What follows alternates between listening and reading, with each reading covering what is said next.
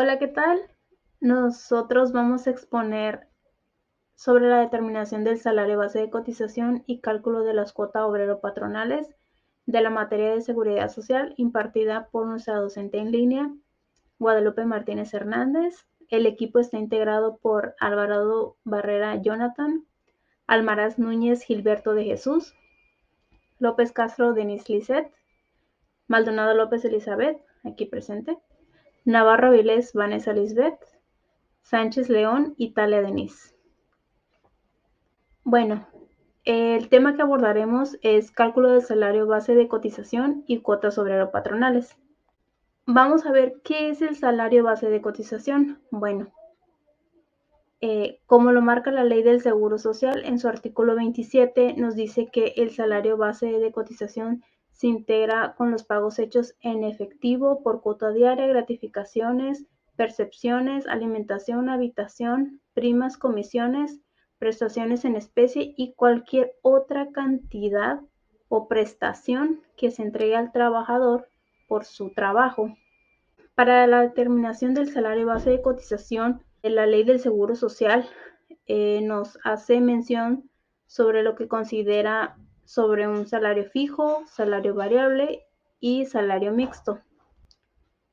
El salario fijo, para fijar el salario fijo del salario que se pague por semana, quincenal o mensual, se dividirá la remuneración correspondiente, ya sea entre 7, 15 o 30 días, según corresponda. Este mismo procedimiento será empleado cuando el salario se fije por periodos distintos a los que ya les he mencionado. Mientras que el salario variable, si por la naturaleza del trabajo, o sea, de lo que se dedica el trabajador, el salario se integra por elementos variables que no puedan ser previamente conocidos, se sumarán los ingresos totales percibidos durante el bimestre inmediato anterior y se dividirán entre el número de días del salario devengado en dicho periodo. Y finalmente el salario mixto, que no es más que la combinación del salario fijo y del salario variable, como les dije anteriormente. Aquí podemos ver un resumen de lo que es el salario base de cotización fijo, que son los elementos fijos, como el salario, más las retribuciones periódicas conocidas, como pueden ser los vales de despensa. Mientras que el salario base de cotización variable son pues los ingresos del mes inmediato anterior, dividido entre los días del salario que se devengó durante ese periodo. Y la suma de ambas nos da pues el salario base de cotización mixto. Pero, ¿cómo sabemos si una prestación es fija o es variable? Pues la Ley del Seguro Social considera que un elemento fijo son todas aquellas retribuciones periódicas de cuantía previamente conocidas, mientras que un elemento variable, esas no pueden ser previamente conocidas. Bueno, en el artículo 27 de la Ley del Seguro Social nos excluyen algunos conceptos que no integran para el salario base de cotización, y estos son los siguientes. En primer lugar, tenemos instrumentos de trabajo. Estos pueden ser herramientas, ropa y otros similares. ¿Cuándo no van a integrar? Cuando sean instrumentos utilizados para desarrollar las actividades del trabajo. Y sí van a integrar cuando estas percepciones no vayan en función de la actividad que realiza el trabajador. Otra prestación que nos marca la ley es el fondo de ahorro. Esta sí va a integrar cuando la aportación del patrón exceda a la del trabajador, es decir, que el trabajador aporte un 20% y el empleado un 25%. El trabajador, perdón, un 20% y el patrón un 25%. El excedente es el que sí va a integrar. ¿Cuándo no va a integrar? Cuando tanto patrón como trabajador ambos den el mismo monto o porcentaje, es ahí cuando no va a integrar. Bueno, y un ejemplo del cálculo del fondo de ahorro vendría siendo un elemento fijo. Este supuesto de la percepción tenemos los siguientes datos. Un salario diario de 240, el fondo de ahorro del patrón es un 25%, lo cual corresponde a 60 pesos, y el fondo de ahorro de trabajador aporta el 20% y su salario es 240 por 20% es igual a 48 pesos. Va a integrar el excedente, ya que en este caso el patrón aporta un 5% más que el trabajador. Por lo tanto, a los 60 pesos que el patrón ahorra, le vamos a quitar los 48 pesos que el empleado aporta y nos da 12 pesos. Esa diferencia se la vamos a sumar a su salario diario, que son 240 más 12 pesos, nos daría un total de 252 pesos, que correspondería a su salario diario de integración. Y es así como se calcula el fondo de ahorro. Otra percepción son las aportaciones que se hace con fines de carácter social. Cuando no integra es cuando no se puede individualizar las prestaciones que se va a dar, ya sean para bibliotecas, campos deportivos y entre otras. Si se integra al salario base de cotización cuando las prestaciones sea para fin de previsión social, o sea, para el bienestar del trabajador. Otra percepción sería las aportaciones que se hace al sistema de ahorro y del retiro. Esto pues no se va a integrar cuando vaya a cuenta individual los trabajadores de la Afore. Solo se va a integrar cuando se deposita a sus cuentas o cuando vayan a realizar un retiro de dinero cada 6 meses, ya que es posible retirar dinero de tu Afore. Por ejemplo, para calcular el SAR, es un ejemplo aquí, si el salario quincenal del trabajador es 2.500 y tiene un porcentaje de ahorro del 2%, entonces cada quincena el trabajador está metiendo 50 pesos de ahorro para su Afore. Otra percepción sería las aportaciones que se realizan de Infonavit y la PTU. No va a integrar cuando el patrón sea el que da las aportaciones a Infonavit y tampoco cuando la PTU disminuye o no exista. Va a integrar cuando los pagos del crédito para la vivienda sean pagados por el mismo trabajador. Así sí se va a poder integrar para el salario diario integrado. Para alimentación y habitación, no se incluye cuando se cobre por lo menos el 20% del salario mínimo general por cada concepto. Sí se va a integrar cuando son prestaciones gratuitas o cuando se cobra menos del 20% del salario mínimo general. Por ejemplo, aquí tenemos el cálculo del concepto de alimentación y habitación. Por ejemplo, dice que la UMA está a 96.22 y solo se puede integrar el 20%. Entonces le sacas el 20% de la UMA y el monto que va a integrar son 19.24. Pero si el salario es menor que eso, entonces no se integra, prácticamente es gratis. Bueno, cabe resaltar que debemos de siempre saber cómo sacar el factor de integración, ya que esto se basa para los elementos que son de carácter fijo y así puede determinar el salario diario integrado fijo. Por ejemplo, aquí tenemos que el trabajador tiene 15 días de aguinaldo, 6 días de vacaciones y la prima vacacional siempre de 25%. Entonces tenemos que hacer esto. Al aguinaldo, los días de aguinaldo tenemos que dividirlo entre 365 días del año, y el cual te va la proporción. Y luego para las vacaciones tenemos el 6%, se debe multiplicar por el 25% y eso se debe dividir entre los 365 días del año y te va la parte proporcional. Ya al final de cuentas debes de sumar la parte proporcional del aguinaldo y las vacaciones, más sumar la unidad que te va a dar 1.0452.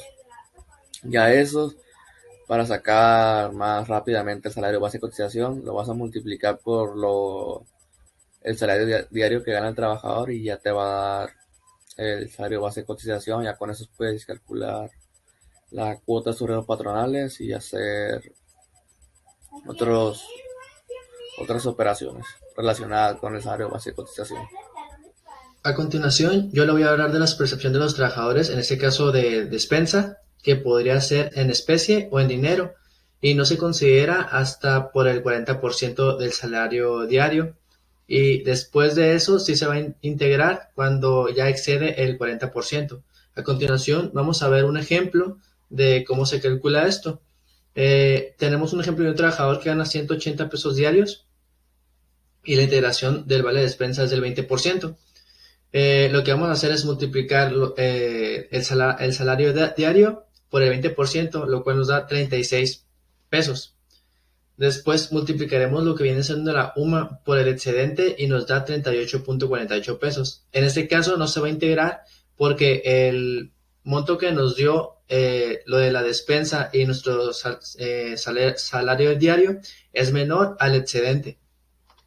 Después viene siendo la percepción de dinero, de mutualidad de existencia, que estos no se incluyen cuando no exceden del 10% del salario diario integrado. Y después de eso, sí se viene integrando a lo que es el salario diario integrado.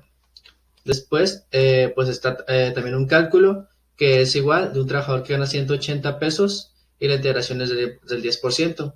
Lo que vamos a hacer aquí es los 10 pesos que vendrían siendo como que el excedente y por el salario diario por el porcentaje que nos dan, ¿no?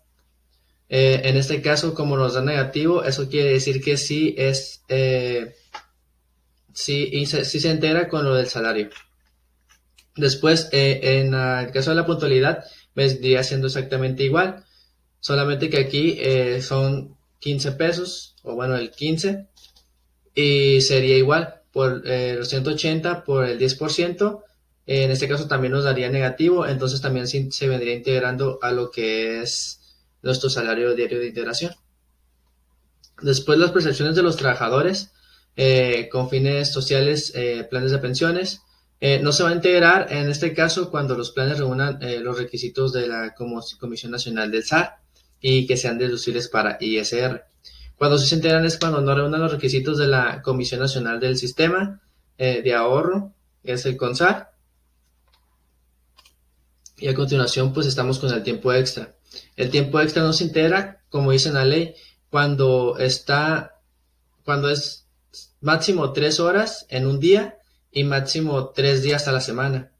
Después de eso, ya después de que pases las 3 horas en un día o los 3 días de la semana, después de eso sí se va a venir integrando a lo que es nuestro salario diario integral. Ahora continuaremos con el cálculo de las cuotas obrero-patronales, principalmente iniciando con el seguro de riesgo de trabajo. Esta rama de seguro del riesgo de trabajo otorga a los trabajadores afiliados al IMSS y a sus familias prestaciones en dinero o en especie. En dinero, ¿por qué? Porque hay posibilidad de que cuando uno pues tenga un accidente de trabajo se llegue a tener una incapacidad parcial, permanente o total, ¿no? Permanente total. Entonces, este accidente de trabajo puede llegar a pasar o en el trayecto del trabajo o dentro de la institución donde elabora sus actividades. El cálculo de esta rama de seguro social va a iniciar de acuerdo a la prima de riesgo donde se clasifique la empresa donde labora el trabajador. Si yo tengo una secretaria, pero tengo una constructora y también tengo albañiles, y mis primas de riesgo es de 7 puntos, la más alta, también la secretaria va a tener la más alta. Todos los trabajadores van a tener la misma prima de riesgo de trabajo. ¿Por qué? Porque se le da al patrón. Entonces, tenemos la clase 1, que es la más baja, y tenemos la clase 5, que es la más alta. La clase 1 es aquella donde hay una menor posibilidad que exista un riesgo. Y la clase 5 en esta es donde hay una mayor posibilidad que exista un accidente de trabajo, como un taller mecánico, como donde se sitúan las obras, entre muchas más, ¿no? Entonces nos dice, ¿cómo nosotros vamos a determinar? De acuerdo al salario base de cotización que tenga el trabajador, lo voy a multiplicar por la prima de riesgo que a mí me tocó como patrón. Y ese me va a dar lo que yo voy a pagar de acuerdo a la rama de seguridad social. Esta no la paga el trabajador, solo la paga el patrón. Por ejemplo, aquí tengo un ejemplo de una empresa que se encuentra dentro de la prima de riesgo en la clase 1. Yo tengo una trabajadora que se desempeña como auxiliar contable. No tiene casi el riesgo de un accidente de trabajo. ¿Por qué? Porque está nomás en la computadora, está sentado, no tiene la posibilidad que exista un accidente de trabajo. Tiene un salario base de cotización de 200 pesos, pero ella tuvo una falta y 2 por incapacidad en el mes de enero de 2022. Para sacar nuestro pago por la rama de riesgo de trabajo mensual, lo que vamos a hacer es multiplicar el salario base de cotización por los días netos que haya trabajado la trabajadora. ¿Cómo voy a sacar los días netos? Los días netos los saco los días que tiene el mes menos mis faltas y menos mis incapacidades me van a dar los días netos. Entonces, salario base de cotización por días netos por la prima de riesgo y eso me va a dar lo que yo voy a pagar por esta rama de seguridad social. Ahora sí, vamos a continuar con la segunda rama que sería seguridad de enfermedad y maternidad.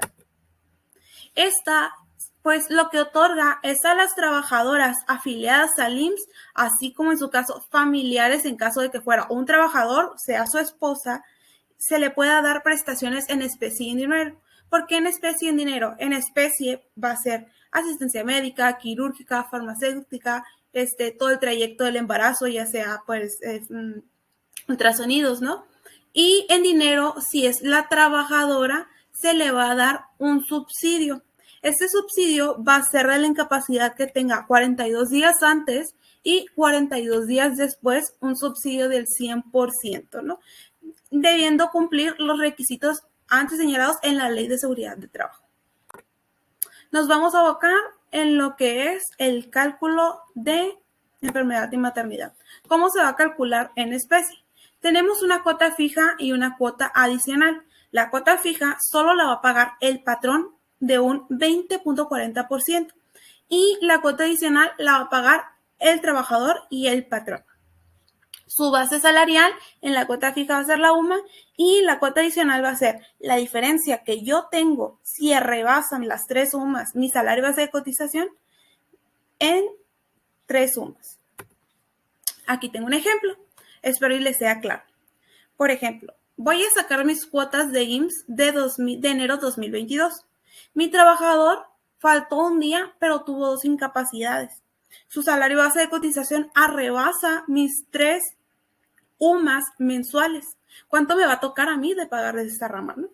Entonces, por ejemplo, la cuota fija del patrón me dice, tú vas a multiplicar lo que vale una UMA por la cuota fija y van a ser los días del mes, pero aquí no van a ser los días netos, van a ser días del mes sin contar faltas, vas a contar puras incapacidades. Entonces, si yo tuve 2 incapacidades, van a ser 29 días. Entonces, yo voy a multiplicar UMA por cuota fija y días de que trae el mes menos incapacidades. Y me va a dar la cuota que va a pagar fija el patrón. Ahora sí, la cuota adicional del patrón me dice que yo voy a hacer la diferencia de mi salario base de cotización menos 3 UMAs. Entonces, 300 menos 3 UMAs por la cuota adicional que se le cobra al patrón. ¿Por qué? En caso de que haya rebasado, que ese se le conoce más como un excedente. Y eso se va a multiplicar igual por los 29 días. Días menos incapacidades, no días netos. Y igual con el trabajador, la diferencia que exista entre mi salario base de cotización menos mis 3 UMAs mensuales por lo que es la cuota fija del 40% del trabajador, que sería para el excedente, por los días menos incapacidades. Y eso es la cantidad que se le va a retener al trabajador en caso de que exceda su salario base de cotización, que en este caso lo que pagaría el patrón sería 540.2 en total y el trabajador 3.61. ¿Por qué? Porque su salario base de cotización rebasa las 3 o más mensuales. Yo soy Italia Sánchez y voy a continuar con las siguientes cuotas del seguro de enfermedad y maternidad. En este caso, los gastos médicos pensionados, en donde sabemos que tanto el patrón como el trabajador forman parte de la cuota, pero aquí a veces en ocasiones suele participar el Estado con el 0.75%. Luego tenemos las prestaciones en dinero que se dan en caso de enfermedad no profesional. Aquí al asegurado se le da un subsidio en dinero que se empieza a pagar a partir del cuarto día en que inicia la capacidad. Y tiene hasta 52 semanas. Y tiene que tener como mínimo 4 semanas de cotizaciones antes de que haya ocurrido la incapacidad y es sobre el 60% de su último salario diario cotizado. En las aseguradas embarazadas, pues ellas tienen derecho que durante el embarazo y después de se le pague el 100% de su último salario diario cotizado, el cual se recibe pues durante 84 días, que son 42 días antes del parto y 42 días después, siempre y cuando estas no hayan, ellas tengan cotizado como mínimo 30 cotizaciones semanales durante un periodo de 12 meses y que no hayan trabajado durante esos 84 días y que el parto haya sido realizado por el Instituto Mexicano de Seguridad Social.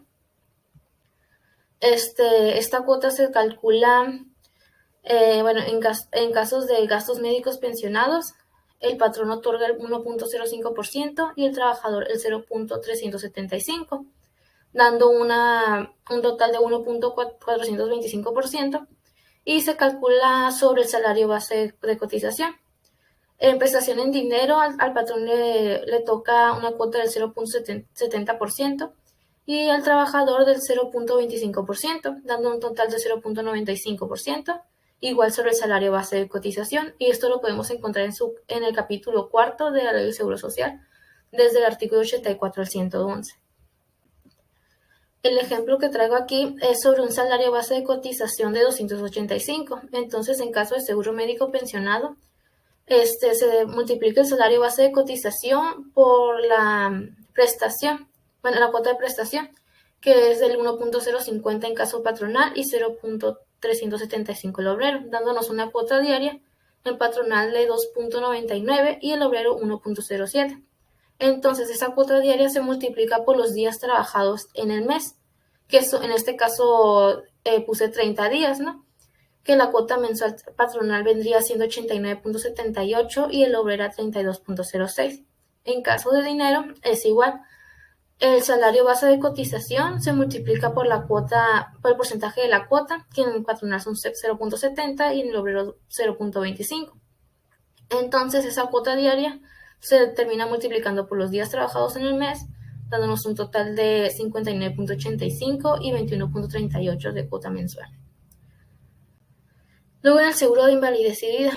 Bueno, pues los riesgos protegidos aquí es la invalidez y la muerte del asegurado o el pensionado. Y bueno, ¿cuándo vamos a considerar que hay una invalidez? Aquí se considera cuando el asegurado está buscando un trabajo y cuando lo encuentra, no le ofrece más del 50% de lo que él solía recibir como remuneración en su trabajo anterior. Y que la razón de esto sea porque tiene alguna discapacidad, que haya sufrido alguna enfermedad o un accidente no profesional. Y se le otorga la pensión temporal, la pensión definitiva, la asistencia médica, las asignaciones familiares y la ayuda asistencial. En casos de las pensiones, para que esas se las puedan otorgar cuando tiene una invalidez que es menor del 64%, tiene que tener 250 semanas cotizadas. Y cuando su invalidez es mayor del 65%, se le otorgan, tiene que tener 150 semanas cotizadas para poder cubrir ese tema de la pensión. Bueno, en el ramo de vida se considera con la muerte del asegurado o el pensionado y se le ofrece lo siguiente, que es la pensión de viudez, que es a la esposa y es sobre se le da el 90% sobre el que hubiese tocado si fuera invalidez. La pensión de orfandad es el 20% o el 30%, de acuerdo a ciertos casos, por ejemplo, que a los hijos, cuando el hijo haya perdido a su padre o a su madre, que sea el asegurado, ese se le da el 20%, y cuando ha perdido a los dos, o sea que tanto su mamá como su papá, ya sea cualquiera que hubiese sido el asegurado, es cuando se le otorga el 30% sobre lo que le hubiese tocado por la invalidez. Y la pensión ascendiente es del 20% siempre y cuando no hubiese ninguna viuda ni ningún hijo, ¿no? Y pues que el ascendiente, en este caso los padres, hubiesen dependido del asegurado. Luego también está la ayuda asistencial a la viuda, que es cuando ésta la requiera, y la asistencia médica. Y para que estas pensiones se puedan dar, tiene que haber tenido el asegurado 150 semanas cotizadas, y pues, o que tuviese la pensión, y que la muerte no hubiese sido por un riesgo de trabajo.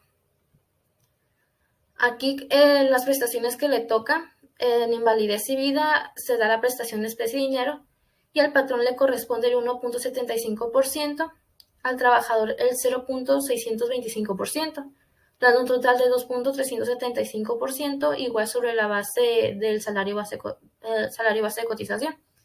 Y esto lo podemos encontrar en el capítulo 5 de la Ley del Seguro Social, de los artículos 112 al 151, en donde prácticamente nos dice, en resumen, que esos artículos nos dicen que protege al trabajador por cualquier situación que se hubiese presentado por una enfermedad o un accidente no profesional, y da protección a los beneficiarios cuando fallece o cuando hay invalidez en el asegurado, cubriendo asistencia médica, la quirúrgica y farmacéutica, los servicios de hospitalización y cualquier aparato que se le otorgue. El ejemplo aquí también es sobre el salario base de cotización de 285. Aquí pues se multiplica igual por la prestación, por el porcentaje de la prestación que le toca por cada cuota, que en el caso patronal es 1.75% y en el obrero 0.625. Entonces al multiplicarlo nos da la cuota diaria, que en patronal es 4.99 y en obrero 1.78, ¿no? Entonces esa cuota diaria la multiplicamos por los días trabajados en el mes y nos da el total de la cuota mensual en la parte patronal 159.63 y en obrero 53.44, que es como se determinaría aquí la invalidez y vida, ¿no? Las cuotas. Ahora en el seguro de retiro, cesantía en edad avanzada y vejez, este seguro se da cuando los trabajadores quedan privados de tener trabajos remunerados a partir de la edad de 60 años y para el seguro de vejez a partir de los 65 años de edad. Para que estos asegurados puedan gozar del seguro de retiro, cesantía en edad avanzada y vejez, van a tener que tener reconocidas ante el Instituto INSS un mínimo de 1,000 cotizaciones semanales, esto de acuerdo a la Ley del Seguro Social a partir de 1997. Y en el otro caso, en la Ley del Seguro Social de 1973, un mínimo de 500 cotizaciones semanales para que le puedan otorgar las prestaciones de pensión, asistencia médica, asignaciones familiares, ayuda asistencial y gastos para matrimonio con el derecho a retirar 30 o más y que tengan al menos 150 semanas cotizadas. Ahora los asegurados, ya que tengan reunidos los requisitos anteriores, van a poder disponer en su cuenta individual con el objeto de que puedan disfrutar de esta pensión en edad avanzada y vejez, con el propósito de que puedan elegir entre las siguientes opciones, que son contratar con la institución de seguros que ellos decidan para tener una renta vitalicia que se va a actualizar anualmente en el mes de febrero, esto conforme al Índice Nacional de Precios al Consumidor, y además pueden elegir entre mantener el saldo de su cuenta individual en una administradora de fondos para el retiro y efectuar con cargo a retiros programados. En cuanto a su cálculo, nos dicen que el patrón tiene el retiro del 2%, el trabajador tiene un 0%, el cesante en edad avanzada de vejez un 3.15% y el trabajador 1.125%. Este seguro lo que hace es proteger del riesgo del retiro, la cesantía en edad avanzada de vejez y muerte, y cubre la asistencia médica, quirúrgica y farmacéutica, servicios de hospitalización, aparatos de prótesis, ortopedia, rehabilitación y servicios de carácter preventivo. Para su cálculo, recuerdo el seguro de retiro del artículo 168, fracción 1. Por ejemplo, aquí tenemos el salario diario integrado de 350, es días laborables del bimestre, porque este retiro se liquida bimestralmente y este sería el ejemplo de un periodo de enero a febrero, por eso son 59 días. Se multiplica, nos da 20.650 y la base sería del 2%, no una cuota de 413. Para la cesantía en edad avanzada de vejez, el salario de cotización por el 3.15% nos da 650.48 y la suma de estos dos sería lo que pagaría el patrón en el bimestre enero-febrero, que sería 1.063.48, y para el trabajador el salario de cotización por el porcentaje que le corresponde, que es 1.125, nos da 232.31 y eso es lo que pagaría el trabajador en el bimestre enero-febrero. Ahora el seguro de guardería y prestaciones sociales. Las prestaciones sociales comprenden lo que son las prestaciones sociales institucionales y prestaciones de solidaridad social. Las prestaciones sociales institucionales tienen como finalidad fomentar la salud, prevenir las enfermedades y elevar lo que son los niveles de vida de la población. Los papás tienen que estar afiliados al IMSS y para que tengan derecho a guardería. Este se calcula de acuerdo al 1% y cubre el riesgo de no poder proporcionar cuidados durante la jornada de trabajo a sus hijos en la primera infancia, que es de 43 días hasta los 4 años, y puede ser la mujer trabajadora, el trabajador viudo o divorciado y de aquel que judicialmente se le hubiera confiado la custodia de sus hijos, y cubre lo que son la guardería infantil, que esto incluye el aseo, la alimentación y cuidado de la salud, la educación y la recreación de los menores. En cuanto a su cálculo, pues es una cuota que se paga mensualmente, por eso es el salario base de cotización de 350 por los días laborados del mes, que son 31, cuando se multiplica nos da 10.850, y el porcentaje para el patrón es del 1%, por eso lo que va a pagar en cuanto a la cuota de guarderías y prestaciones sociales son 108.50.